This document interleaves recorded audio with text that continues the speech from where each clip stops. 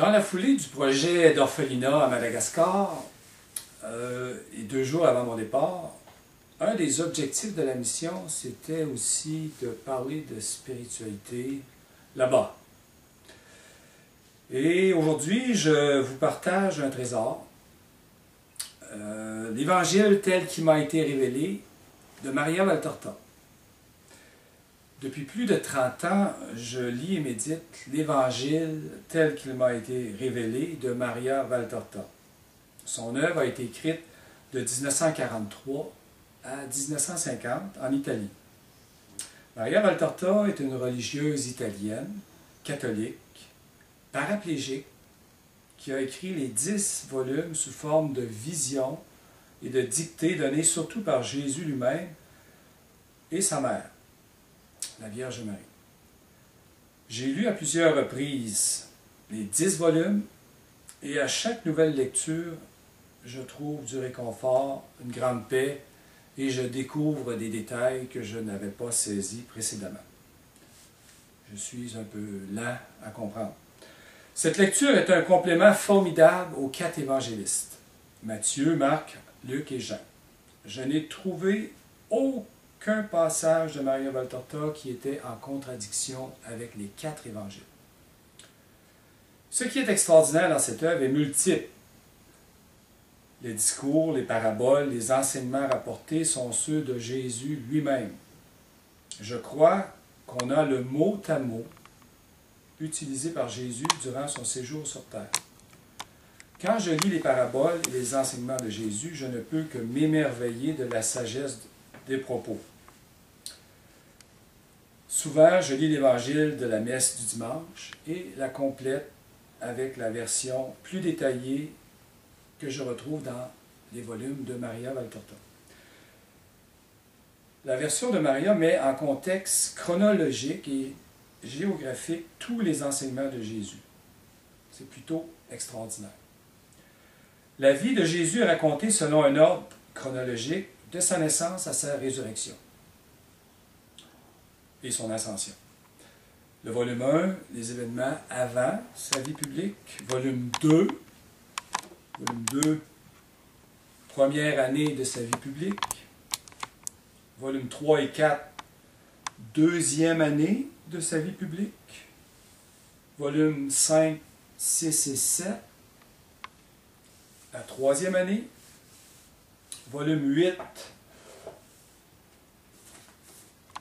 c'est la prépassion et la résurrection de Lazare, donc un des très beaux, un moment fort de son œuvre, la résurrection de Lazare.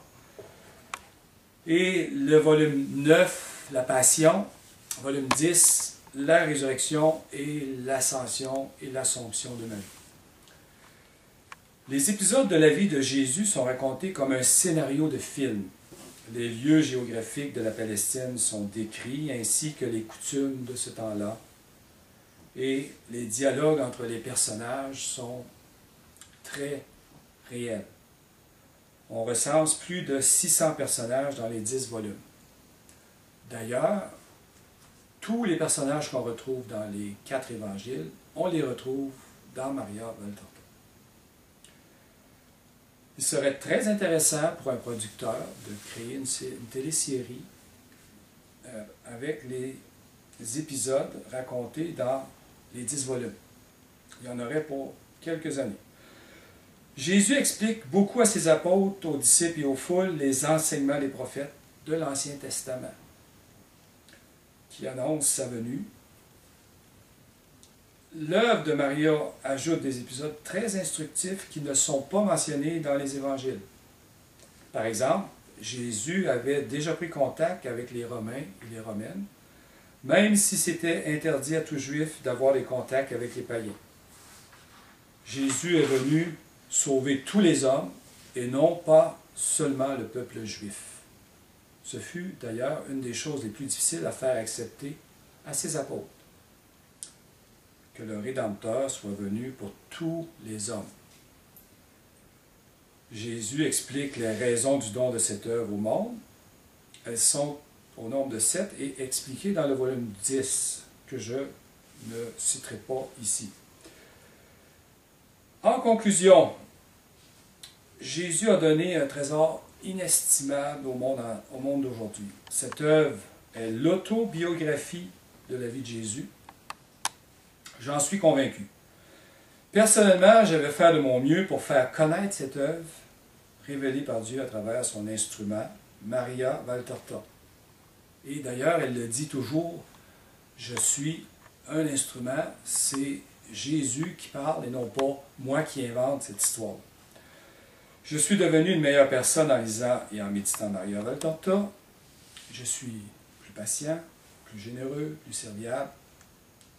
Il faudrait le demander à ma conjointe. Mon rêve le plus cher est que le plus de personnes soient touchées par le message de Jésus qui est toujours d'actualité. Quand on cherche des raisons de vivre, je crois que le message de Jésus répond aux aspirations profondes de l'homme. Merci. Bonjour.